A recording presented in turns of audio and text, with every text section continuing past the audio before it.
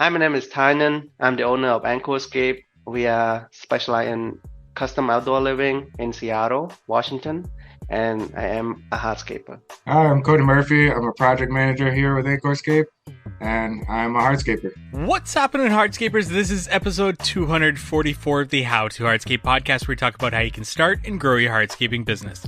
And on today's episode, we have another I Am a Hardscaper episode, and we've got two guests from Angkorscape. That is Ty and Cody from Angkorscape, and this is a great episode because we have a business owner perspective as well as the project manager perspective on a single episode. So we get into a lot of different topics that we usually get into with these I Am a Hardscaper episodes, where we do a deep dive into a hardscape business owner's business. But before we get into that, we want to say thank you to our sponsor, Cycle CPA. If you're looking for bookkeeping, accounting, CFO services, now is the time to reach out to Cycle CPA before the start of the new season. Reach out to them, cyclecpa.com. Let them know How to Hardscape sent you for $200 off their services there. And speaking of starting something before the beginning of the season, now's the time to sign up for the How to Hardscape headquarters to get your budget ready to start estimating those projects. And for those of you who don't quite understand overhead and recovering overhead and figuring out how much your people hours are, how much your time on the job site actually costs with that overhead, we are accepting one-on-one calls this month only to set up your budget for 2024, and it's going to help you figure out exactly how much to charge with overhead per hour on the job site. So it's just a way for you to create a budget and be able to understand the overhead that is going into each and every project, each and every hour on the job site. And we're going to do that completely free. That'll be sitting down with me, going through how to set up a budget, allowing you to set up that budget so you'll actually have access to the How to Hardscape headquarters software for free to be able to do this, to set up your budget and to be able to figure out this information just for a limited time period, just to help you get started for the season.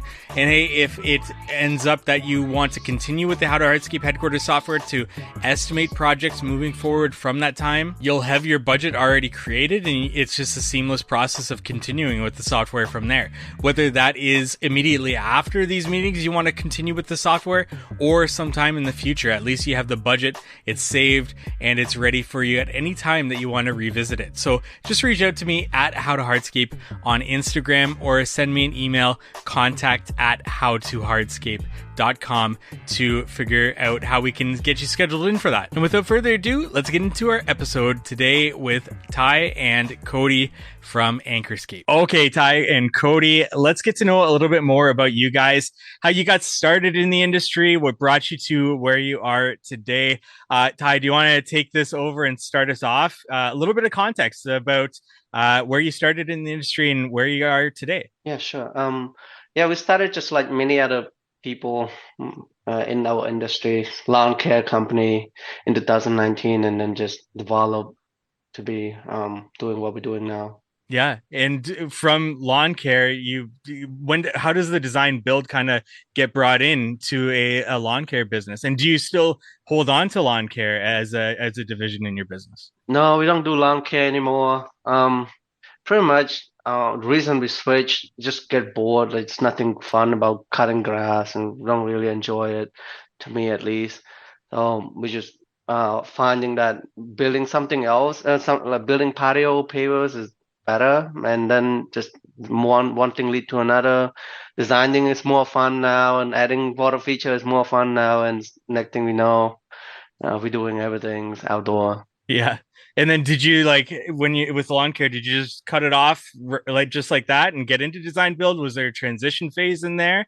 What did that kind of look like for you? No, it was just me driving one day. I was like sick and tired when somebody called me, "Oh, you forgot to pull weed on this flower bed and you didn't cut this grass correctly." I was like, I'm done. So I called a friend of mine that has a small lawn care business as well. I told him, like, you want my lawn care? I'll sell it to you for $5,000, and I just give it to him, all the account to him for 5,000. Gotcha. And then you use that money to start up the design build business and get that ball rolling? No, he actually didn't pay me at the time. He didn't have any money, so he'll cut some grass and then use that money to give to pay me. We know we had fun that we were doing like lawn care and yard cleanup and all that stuff. So we have fun already to kind of go and do other things. And then was it like immediately going into design build? Did you have the idea before you quit the lawn care to start the design build, or was there any transitionary period in there? And what was it about design build that made you say like you're going to start a business and wanted to get into it? Just building, being able to like build cooler stuff, like Yeah, more than just a square or pavers or concrete or anything. Um, and seeing the 3D design is actually what really like uh, hit me. It's like, oh, if I can really get good at designing something, then I can sell it very well. I think I can see myself selling this and become very good at it. So from the start, I was like, if I'm gonna do this, I'm gonna do it in a design build way, and go and learn how to do design. Buy a software for $400, learn how to do design, and just start selling it from there. nice. Yeah, and the obviously the projects that you guys build speak for themselves of the how beautiful you incorporate lighting and all these different features and elements. You mentioned those water features involved in them. Cody, how about you yourself? How did you get started in this industry, and what brought you to Anchorscape here? Yeah, so I originally, I was going through college, environmental like earth studies, and once I got out of college, started working in that field for a little bit. Realized it's going to be end up working for like big oil, kind of drilling for oil and everything. And I was like, I don't like that path. And so then started finding out about like hardscaping and everything. And just right away dove into learning everything I could. I think all the previous like schooling just kind of clicked as well, knowing all the ASTM standards of rocks and everything. So that just kind of helped click right away, knowing the hydrology, all that. So really quickly moved through kind of all the phases of landscaping, from being the general laborer all the way, now up to the project manager, and just kind of everything in between. And yeah, Angkorscape really took me. I was starting out at a competitive, like one of our competitors, and just as a general laborer there. And then once I moved over to Angkorscape, Ty took me in and quickly evolved me like through all the phases over the past 3 years now. And now I've been project manager for about one of these years here. So And we were talking off air a little bit there and getting to know a little bit more about your roles and responsibilities. And then I'll transfer back to Ty here and put you on the spot a little bit. What was it about Cody that made you want to move him towards project manager from the time you started him in this business to now? And at that rate of speed, whether that's, fast or slow, depending on your thought process there. Yeah, that's a really good question. So when he first come in, we hired him in as a foreman. And at the time, I was the project manager, and we're still learning the process and everything. So we create this thing called a job package, and that's pretty much a booklet that will list out everything you need to know about the job that we're doing. And Cody has always giving us like throughout projects to project, we always have feedback about the project. Oh, we should have done this, we should have done that, we should have done this, should have done that all the time.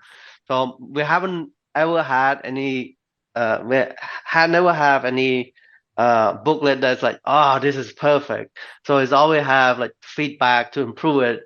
And from there I'm like, I hire you in the wrong position. Your position should be over here instead. He just had that like mindset on how things should be done in a better way and all that stuff. And yeah, making the switch was the best decision we made. I think 2 years ago, changing him from from foreman to project manager. He has a lot of better idea into making everything else better, not just the project itself, but also the company too. So. And then going back to Cody, what was it from the time you started to where you are today? How did your roles and responsibilities sort of evolve to becoming that project manager? Was there some sort of transitionary phase to getting there, or was it just one day you were over here and it just made sense that we just kind of flip you and put you in this position. Yeah, there kind of was a little bit of an immediate jump into the role, but the role wasn't clearly defined either. So we were still kind of figuring out what does it even mean to be a project manager. So it kind of involved sales, front end sales with the clients, and it was just a little bit of everything, kind of wearing every hat someone could wear. It was just like helping Ty with the stuff, all the stuff coming into the office. And then over time, we kind of whittled it down to like, okay, if I focus on all of this and you don't have to worry about that anymore, and you focus on all the other stuff that I don't have to worry about, kind of creating the lanes, I suppose. And we've been doing that now for, I'd say most of this year. And that's really, I think it's starting to really play out for us where we just kind of have the whole system. When the lead comes in, we know exactly what down the tree it should go and who should respond to this email. But we all always see everything. So we make sure like everyone's totally in the loop on all projects. And then we kind of step in at the right time with the clients. So yeah, it was kind of immediately out of the office or out of the field and into the office, but the role wasn't very defined. It was more so just like, well, help out, figure out what you need to do to make this less crazy right now. But you're here now. So I love that. I think that's great. I think that's like a very common story for especially landscape businesses, and kind of obviously Ty identified somebody that made a better fit elsewhere, and you guys must have come to a realization of your roles and responsibilities. And now, would you guys say, and whoever wants to take this, would you guys say that now you have a concrete set of job roles and responsibilities, or do you think, especially you, Ty, do you think that those roles and responsibilities should be ever changing and ever evolving for somebody like Cody? Not necessarily a job title project manager roles and responsibilities, but a personalized roles and responsibilities essentially there. I wouldn't say it's concrete. I don't really want anything to be concrete. I think there's always room for improvement, for change, and I don't always want to change things either. And you never know what you're doing. But we are get more solidified when it comes to what lane you should stay in and all that stuff. That we've done that more than we've done for the last 3 years. I would say we, as far as knowing what you need to do, probably like 80% of it is there, the defined role, and then 20% more is always going to be that wiggle improvement room, right? Okay, change this, change that, but the 80% foundation, I think we are there now. Nice. And then Ty, what would you say your roles and responsibilities are on a daily basis? What are you doing in Angkorscape there? Yeah, so we just hired sent a job offer and she accepted it, a principal designer for our company. So now we have designer, pretty much drafter and principal designer. She'll be responsible in doing what I'm doing right now, which is getting on a Zoom call with client, presenting the design or discovery call from the first call, and doing the proposals and all that stuff. That will be what she does. And my role, I will take myself away from there, would just be my role now would just be verifying the estimate that Cody sent out, and also verifying the design as well to make sure it's aligned with our visions and everything as a company, our styles, and then work on developing other system in the company, procedures and all this stuff. Okay, so this is a unique scenario that I rarely have on the show, where I've got two people from the business at different stages of the sales cycle into the build cycle. So I want to go through that with you guys, and please be as willing or not to be as detailed as possible here.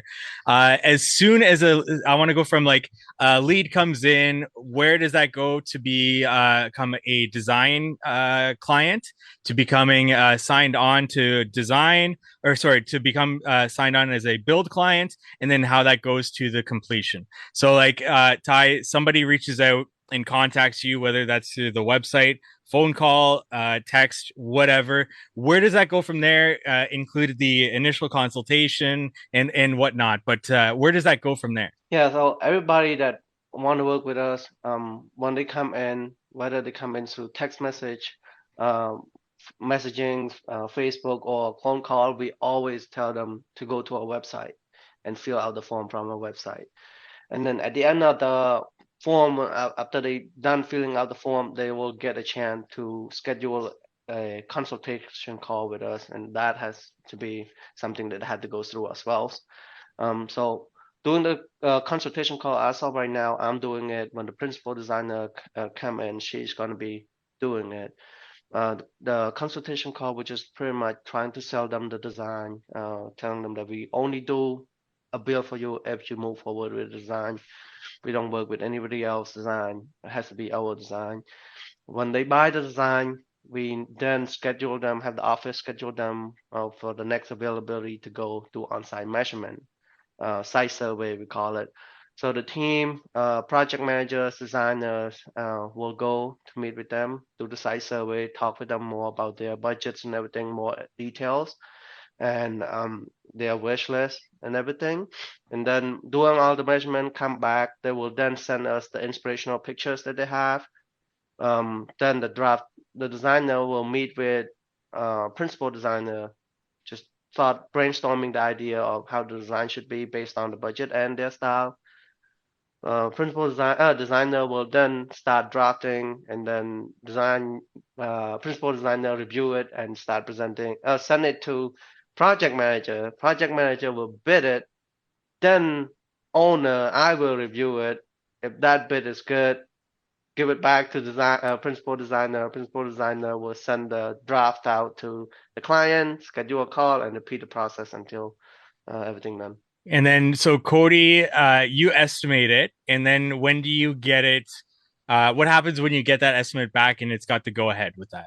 Yeah, so then we try to keep it as clean as possible for the client as well, that they realize once they sign the proposal, it kind of the Zoom call switch. So no longer is the principal designer on the phone with them. It's me from that point on. So then, yeah, I'll be walking them through the materials usually, like all the material selection right then, just so we can start bidding out, figure out what prices are going to change depending on what materials they chose from there. So it's all fine tuning at that point, and we just try and get the proposal, bid, everything just like as tight as possible to what it's actually going to cost for them and for us, materials and all that. And then I'll put together a verification. There we go. So yeah, it's like a verification. It's kind of like all the questions that I have in my head on like, is this going to be a problem or what? Where's that drain pipe going?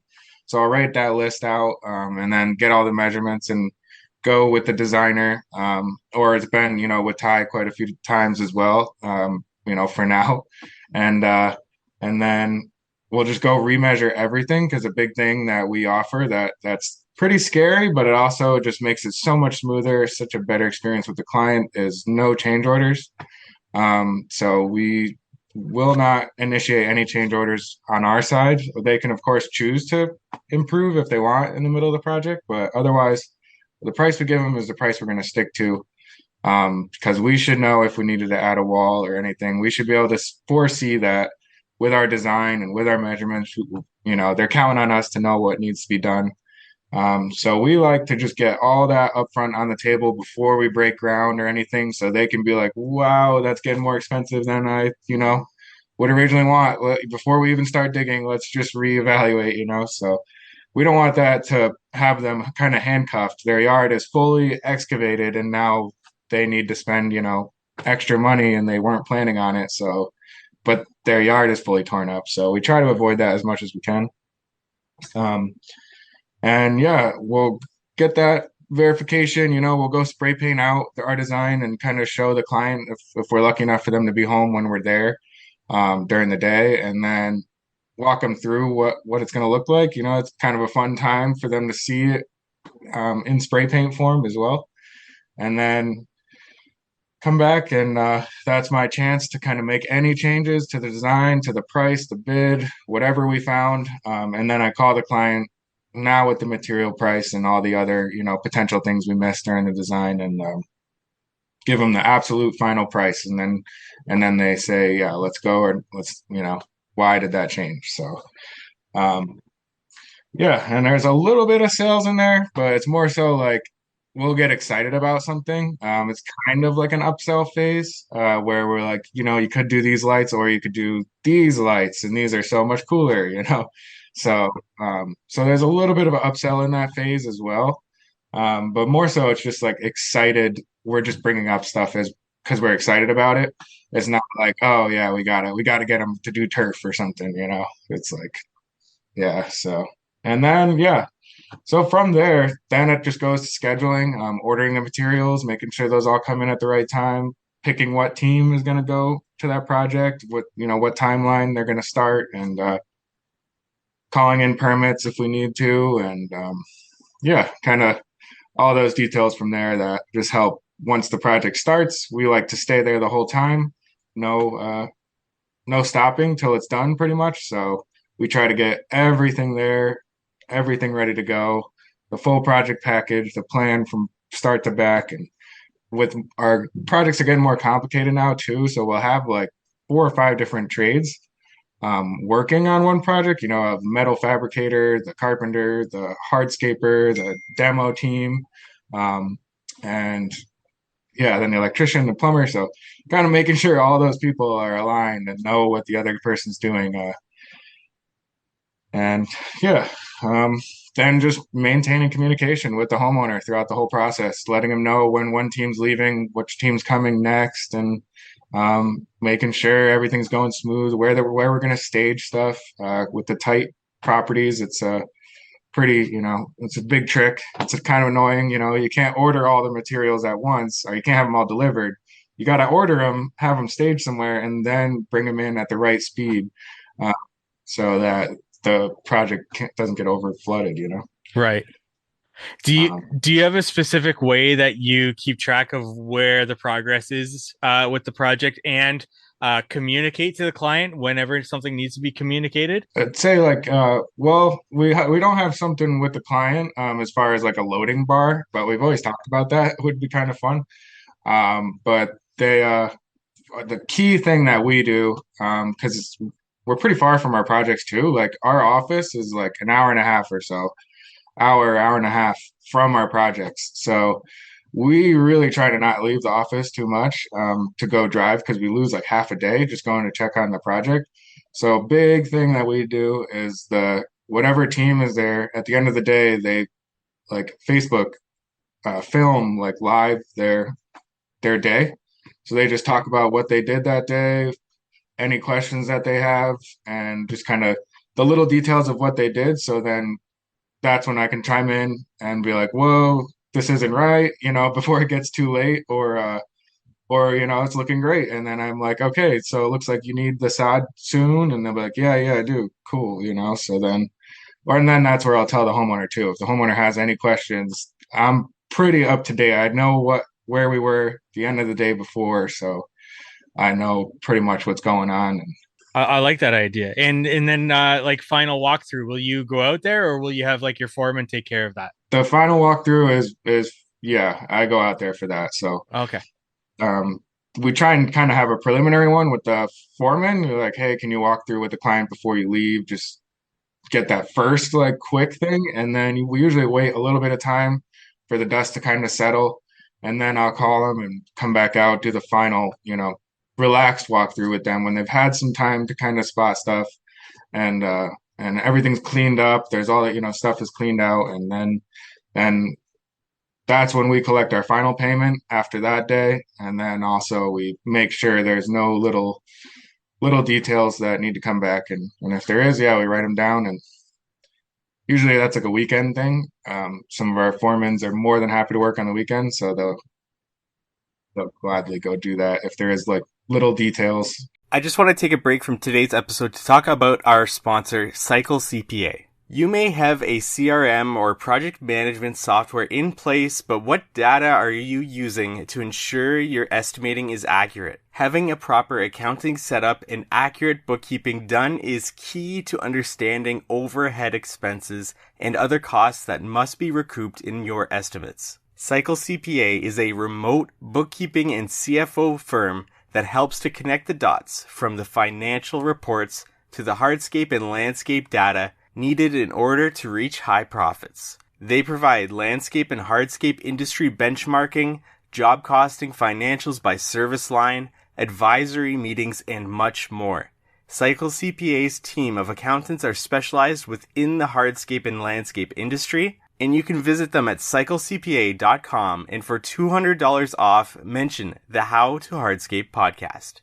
Now back to our episode. Okay, so I've got a list of questions here that I've been kind of taking notes, and we'll kind of hit on them as much as you guys want to. And I'll try to aim it at who I think is best suited for it. But if I'm wrong, feel free to interrupt me here. Ty, when it comes to initial consultations, do you charge for them? Yes or no, or why not? We don't have consultation.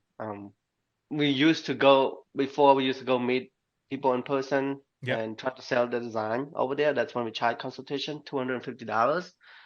We don't meet with them anymore. They pretty much have to buy a design before we meet them, so we don't charge.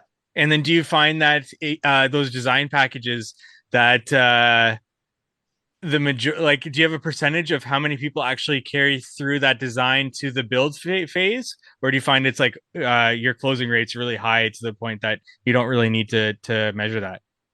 So the actual closing rate after the design, I would say 75 to 80%, but the conversion rate from lead to design, when they first come in to getting the design, that one will be 10 to 15%. And that's just kind of your own way of pre-qualifying a client to make sure that they're serious about what they want done. Right. Yeah. I think it's a lot of it has to do with us. The reason it's very low just has to do with us being super custom, have a lot of like vetting from the start. You have to go through the website, you have to have schedule Zoom call, you have to buy a design, you have to not just have only asking us to install a pivot patio or a fence or anything. It has to be a full package for us to be interested in doing, because we're a small company. We don't really have time to just do everything like that. So just a lot of that vetting of a barrier in the front that's kind of take a lot of people out from the initial process. So when people come in, 100 people, 90 of that already go away, but the 10 that leave are the solid ones. That's why our conversion rate from the design to build are very high. Cody, when you're doing a quote, how do you format that quote? Do you have a specific way? For example, do you organize it by work areas, or is it a lump sum? How do you go about organizing that quote? Yeah, I try and just like word it as much as I can for it to make sense for the client, but also be like pretty detailed in like the demo aspect is going to cost this much. Us getting like mobilizing the crew and everything, that's like going to cost this much. And then going into each individual feature after that. So it's really like the cost of getting the crews there, the cost of demoing, pretty much getting their yard to a clean canvas, and then each feature from there. I'll break it down, feature by feature, and just try and keep it as clean as possible. So if they do say, oh, I don't want this patio, we can just do grass. Sometimes that's still like, there's quite a big swing in that, or what that could create, because the excavation is totally different, all that stuff. So I try and just look at it like, let's get the clean slate. Now they know, okay, from here, if I choose pavers or if I choose turf, it's all like much more transparent, I suppose. The different prices when they make those changes, because the excavation we still got to do, but the material just changed. So and as far as for us figuring out how much is it going to cost, is we just go by materials and time. So the cost per hour and then the cost of the materials, and that's how we look at it. So we don't really do like a square footage breakdown or anything like that. It's just sheer, time it takes because some of our, inlays are much more complicated than other ones. And the square footage just I think we're too custom to do it by square footage, so um, we really just try and remember back to my days, when I was in the field, like, okay, how long is it going to take to do that little miter in that corner, and just go through all those little details and where are we going to get the rocks from, the specialty rock. Oh, we got to drive 45 minutes to go get that for the little, specialty rock in the water feature. Just trying to remember to account for all those little things and put it in the right spot in the bid. So the client, if they choose to pull something out, it doesn't it's not crazy. They see it. It's, because sometimes if you take out, say, a small retaining wall, it changes everything. And now they don't know why it changed everything. And the price change is crazy. And they, nobody likes that. So just Yeah. keep it as transparent as possible. And especially since now I'm not the one talking to them during the Zoom call when they're going through the prices, because I got to try and save that, when the designer is not quite sure why the price just changed so much. They're like, I just changed it so it looks like more like you want, and then I tell them, oh, that's a huge difference, so just trying to avoid all that. With those product choices, are you trying to nail as much of that through like a Zoom call nowadays as much as possible, or will you also have them go to your vendor to actually see them in person, or will you even show up at their house to actually show them the different samples? So it's 95% via Zoom. We create like an Excel spreadsheet and then just click through the products with them. So they, screen share and they can see the company's photos of the products that we're going to install. And that really seems like plenty good for most people. The people who really, really want to see the materials, that's like the remaining 5%. For them, we do just ask them to go to a showroom, a local like Site One or something near us. But with just driving out to their house, we just can't do it. Like I said, the projects are over an hour away. It just like really, really takes out a lot of the day to go do that. So I'm sure like just through your guys' sales process where your clients are really like self-selecting, and by the time they're done the design, they really want you guys, they want your opinion, they want your thought process on product selection and all that. So it seems like they must trust you guys more than anything if they've gone through that entire process with you anyways. Okay, so then I come back to you, Ty, and what I was trying to think of with that question there, and I thought of it. What is the minimum project size for you guys? And is there an ideal project for you guys? We don't really have a minimum, and we got asked that a lot by clients, like, what is your minimum? We don't have that, even though our website start at $50,000, but we do project less than that. We just never done one. That's less than that. This year I don't think we've done anything that's less than 100 this year either. I would have the average size. The average size this year is $120,000. That would be the average size. If I were to say the minimum, like to at least have us have a design that's like, okay, this is a design project, not just a patio project, probably 50,000. And then like ideal project in terms of features, location, like backyard or like a front entrance. What is your guys like ideal project? And both of you, Cody or Ty, when it comes to landing the project or designing and quoting the project, what's your guys' ideal project? Fully loaded backyard with all the features that you could possibly think of? Yeah, for me, backyard. Yeah. Just water feature, lightings, everything as much as we can. Yeah. It's more fun. Yeah, that's me. The size as far as money goes, probably like a 150, 100 to 150. Then I also want to come back to Ty there. Leads. How, when you were first starting that design build business, how were you getting leads to come into your business? And then how has that changed to today? Today, I assume it's a lot of word of mouth, but when you were just starting, where were those coming from? How we get lead when we first started was through Home Advisor. Oh, yeah.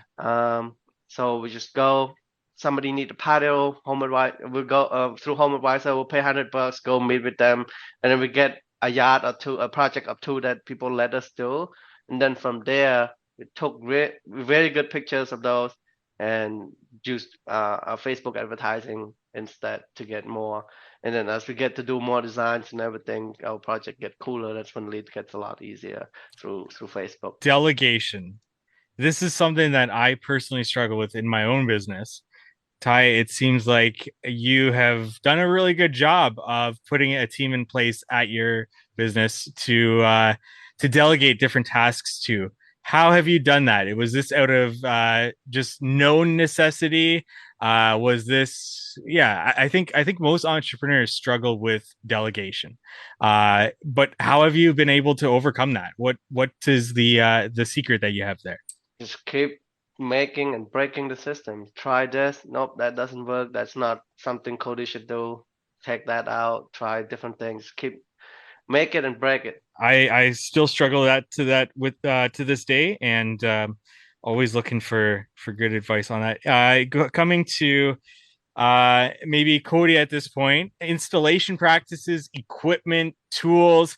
This is kind of a question that I throw out there for anybody to take however they want and talk about whatever they want. But do you guys have different installation practices, different tools, equipment that you live by in your business that you just couldn't get the job done the same way if you didn't do the project a certain way, or if you didn't have the tool or equipment that you use on a job site? As far as installation goes, I think one of the biggest like game changers for us and just like totally sets us apart, I think, at least in our area, as well as just makes our lives so much better being in Washington, is switching to the open graded base.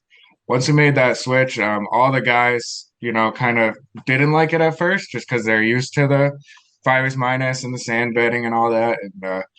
But now everyone's hooked. Everyone loves it. It's just a way to go out here, and it lasts longer. It's cleaner throughout the project, and yeah, I think for us that's the key. And we do always have to educate homeowners on that. When if they are getting bids from other people, to tell them, the open grade base, it is more expensive, but it's so worth it, and here's why.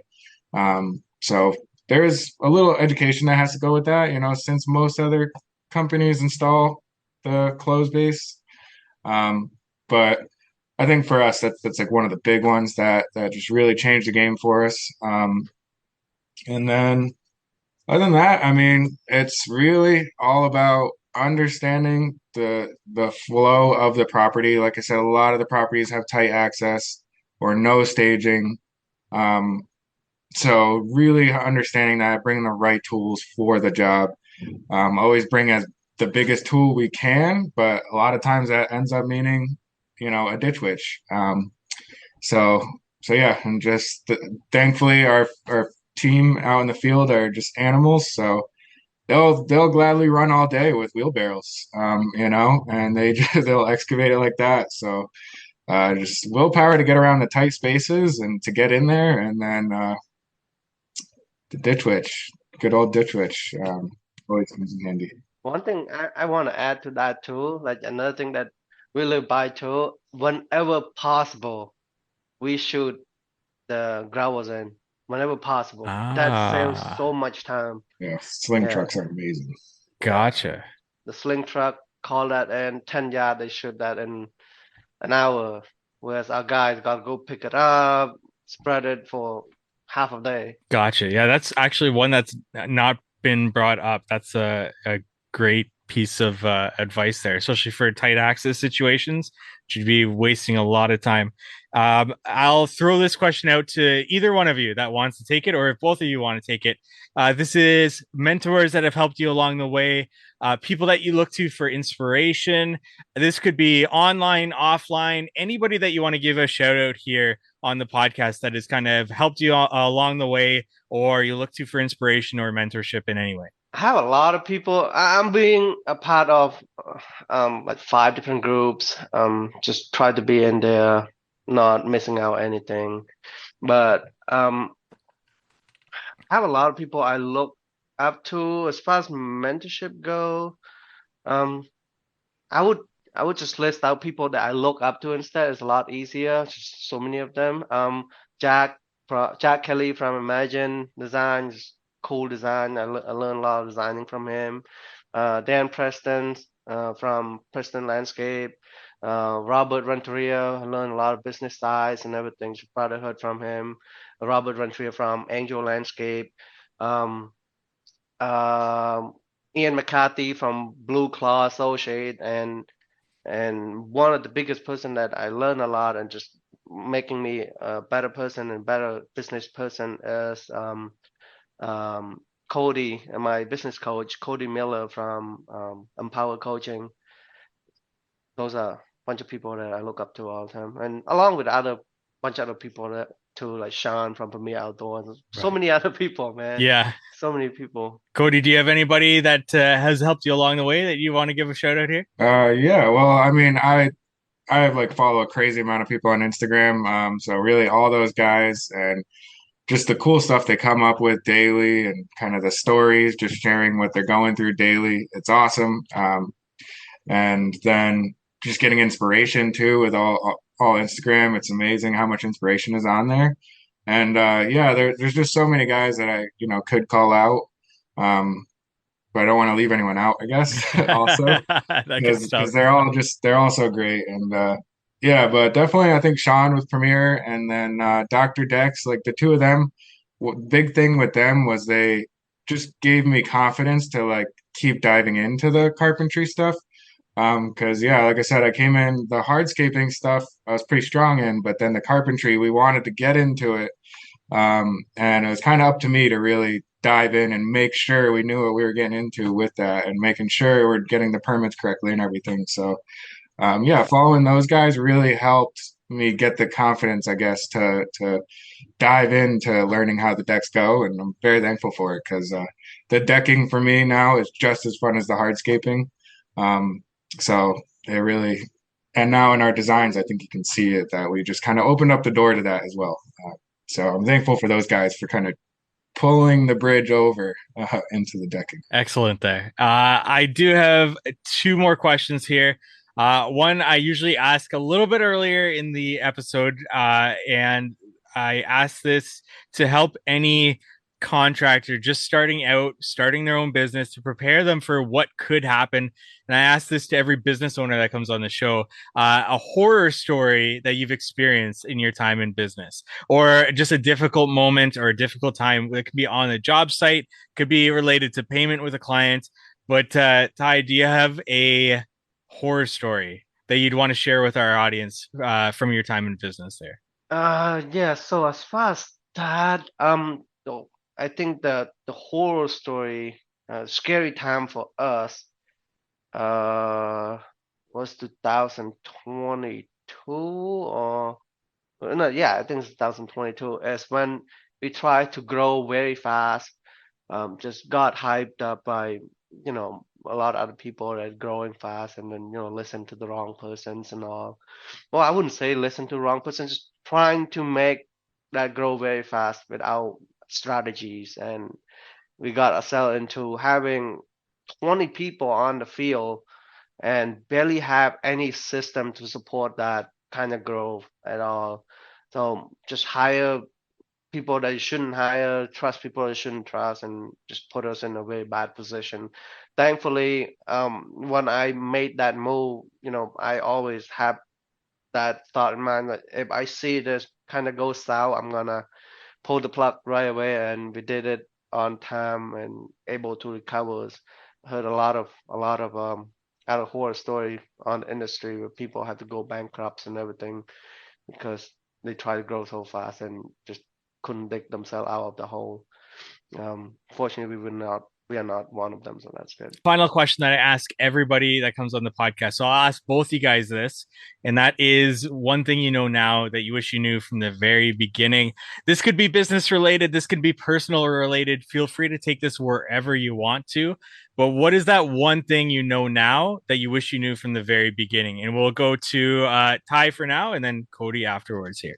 Again, just gonna go back to the growing the business fast. I wish from the beginning, when I first come into this business, I wish I spent my first 1 or 2 year just focusing on building the system to be bulletproof, have a system coming in and out, handling everything from start to finish, than trying to grow the business without having it. If I were to spend my first 2 years doing that, now I'm in my fifth year, I would have been doing or scaling the right way a lot better. I think I set myself back at least 2 years for not doing that. Great piece of advice there. And Cody, yourself? Yeah, I think the true value that you really get out of going to those workshops, it's pretty amazing. I like to teach myself, so I'll just like stay up all night, researching some topic. But it's just awesome how it turns out you can go to a workshop and then you just have like 30 guys that are all super passionate about it, and you just learn so much faster, and just so much more encompassing. So I think now seeing that, if I really want to get into the next thing, like open pond water features, like going to the aquascape, mentorship and going to those things it's awesome. It's such a better, more enjoyable way to really dive into a topic and then pull out what you need to go research yourself. So I think, yeah, continuing to do those from here, and I definitely could have saved a lot of hours of research on my own if I had just, went in the beginning to some of those classes. So Excellent. Guys, thank you so much for your time and for this awesome dynamic to have the two of you on the show and to go through things that we don't normally get to get into on the podcast when we have a business owner on the show. So thank you guys both for your time. Where can our audience go to find out more about everything that you guys got going on there? Instagram, yeah, we post a lot of things on Instagram, and our handle is Angkorscape, Angkorscape, one word. And where does that business name come from? So there's a temple in my country. It's actually on the flag in my country as well. It's called Angkor Wat. So Wat is temple, and Angkor is the name of that temple. And I just kind of want to represent that. We first started as Angkor Landscape services, and then as we develop, just like one word better. So combine the scape and Angkor together. It seems pretty cool. In Cambodia there. I always wanted to go. Looks beautiful. Yeah, sure, it's really nice. Thank you for listening to today's podcast episode. Check out Angkorscape there. That's ANGKORSCAPE on Instagram to see the beautiful work that they're doing there. Connect with them there as well. Let them know that you heard them on the How to Hardscape podcast.